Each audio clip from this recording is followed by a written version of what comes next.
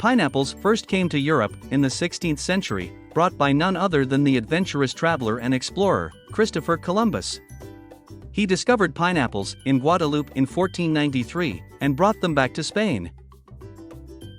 They had been cultivated in Guadeloupe by the population who loved their tasty and juicy sweetness, and it is no exaggeration to say that Europeans went wild for this exotic delicacy.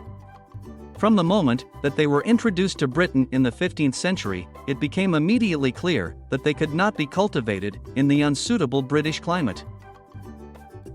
They were also famously difficult to transport from the colonies without spoiling. Therefore, due to their rarity, they became insanely popular and a status symbol in the 16th and 17th centuries.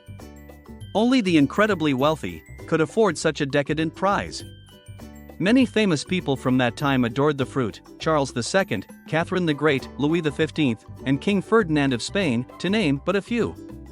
Another contributing factor to the popularity of the pineapple was the general lack of sweetness in the diet of the population at that time.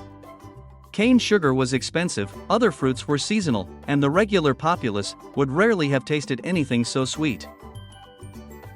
Pineapples would be the centerpiece at dinner parties, not eaten, but viewed, almost revered.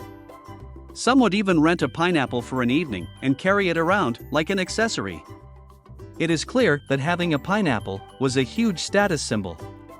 They were incorporated into sculpture, civic architecture, design in private houses, courts and statues. You can see pineapples atop St. Paul's Cathedral in London, but perhaps the most impressive is the giant stone behemoth that sits astride the archway of Dunmore House in Falkirk. Apart from being a status symbol for the rich, pineapples was also considered an erotic and even sinful delicacy, something stimulating and exciting. Eventually, as with most things, the pineapple's celebrity faded. In the 18th century, they were more easily imported from the colonies and were more readily cultivated in Britain.